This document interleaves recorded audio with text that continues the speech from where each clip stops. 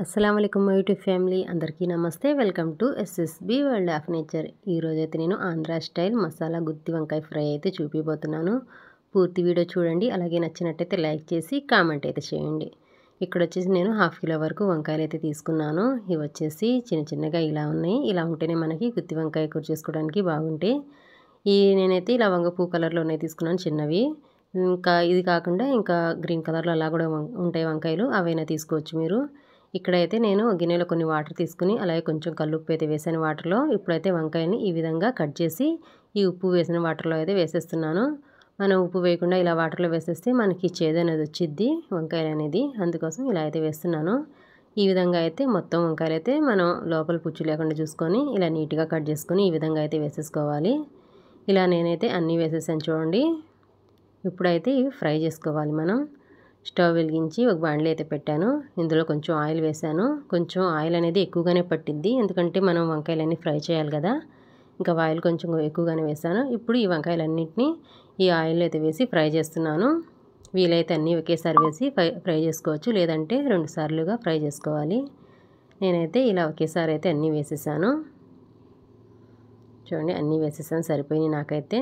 ఇదైతే 1-2 సార్లు చక్కగా కలుపుకోవాలి, ఒక 2 నిమిషాలు మూత పెట్టకుండా. ఈ విధంగా కలిపేసుకొని ఆ తర్వాత మూత అయితే పెట్టి కొంచెం సిమ్లో పెట్టి మనం ఫ్రై చేసుకోవాలి. ఎందుకంటే మనకి లోపల వరకు వంకాయ అనేది ఫ్రై అవ్వాలి, లేదంటే పైన అంతా చక్కగా ఫ్రై అయ్యి లోపల పచ్చిగా ఉండిద్ది. ఇంకా ఇవి ఫ్రై అయ్యేలోపు నేనైతే మసాలా కారం అయితే రెడీ చేసుకుంటున్నాను. ఇక్కడ వచ్చేసి కొబ్బరి, పల్లీలు, ఎండుమిర్చి, అలాగే ధనియాలు, జీలకర్ర, కొన్ని మినపప్పు, పచ్చెనపప్పు, వెల్లుల్లి రెబ్బలు అయితే తీసుకున్నాను. ఇప్పుడైతే స్టవ్ వెలిగించి వేరే బాండ్లీ అయితే పెట్టాను. ఇప్పుడు ఇందులో కొద్దిగా ఆయిల్ వేసి పల్లీలు అయితే ఫ్రై చేస్తున్నాను. పల్లీలు చక్కగా లోపల వరకు ఫ్రై అవ్వాలి, లేదంటే పచ్చివాసన ఉండేది మనం చేసుకునే మసాలా కారం అనేది.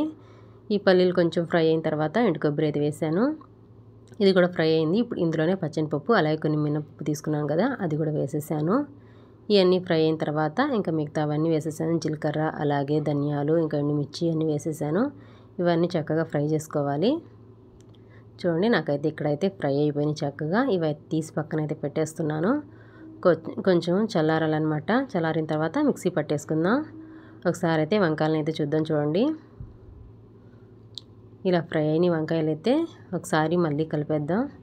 నేను కొంచెం సిమ్లో పెట్టి ఫ్రై చేస్తున్నాను, అందుకోసమే కొంచెం లేట్గా ఫ్రై అవుతున్నాయి. మనం ఇలాగే ఫ్రై చేసుకొని కొంచెం టైం పట్టిద్ది, అయినా పర్వాలేదు. ఇలా అయితే సిమ్లో పెట్టుకొని నిదానంగా ఫ్రై చేసుకోవాలి. నేనైతే మళ్ళీ మూత అయితే పెట్టేశాను. ఈలోపు అయితే ఇవన్నీ మనం ఫ్రై చేసుకున్న మసాలా అంతా చక్కగా చల్లారిపోయింది. ఇంక ఇదైతే మిక్సీ గిన్నెలో తీసుకొని కొంచెం ఉప్పు, పసుపు, అలాగే వెల్లుల్లి రెబ్బలు అయితే వేసేసి ఇంకా మిక్సీ అయితే పట్టేస్తున్నాను. చూడండి, మిక్సీ పట్టిన తర్వాత అయితే చూపిస్తున్నాను.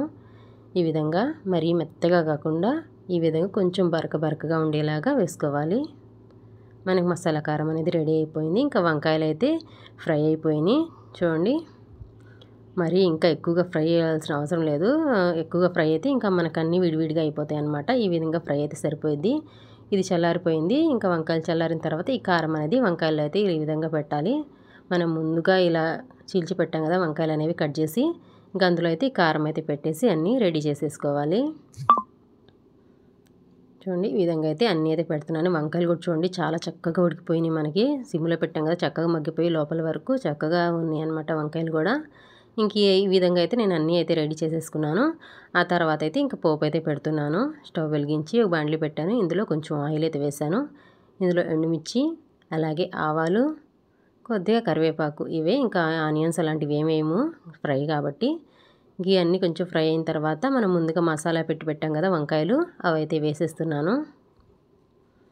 మనం వంకాయలు వేసిన తర్వాత కూడా సిమ్లోనే పెట్టాలి మన ఫ్లేమ్ అనేది, లేదంటే మనకు కారం అంతా మాడిపోయిద్ది. ఇంకా మనం ఇదన్నీ వేసుకున్న తర్వాత కొంచెం కారం అయితే మిగిలితే అది కూడా వేసేసాను. ఇదైతే మనకి రసము, సాంబారు అలా అయితే ఇలాంటివి ఫ్రై చేసుకున్నప్పుడు చాలా బాగుండిద్ది. ఇంకా రసము, సాంబారు ఏది చేసుకున్నా సరే, పచ్చడి దేనిలోకైనా సూపర్గా ఉండిద్ది అనమాట. లేదంటే మనం కొంచెం కారం ఎక్కువగా చేసుకొని ఈ విధంగా వేసుకుంటే ఈ కారంతో మనం రైస్ అనేది కలిపేసుకొని తినేయచ్చు. నేనైతే కారం వేసిన తర్వాత ఇలా మూత పెట్టాను సిమ్లో పెట్టి. చూడండి, చక్కగా కారంతో పాటు వంకాయలు చక్కగా ఫ్రై అయిపోయినాయి.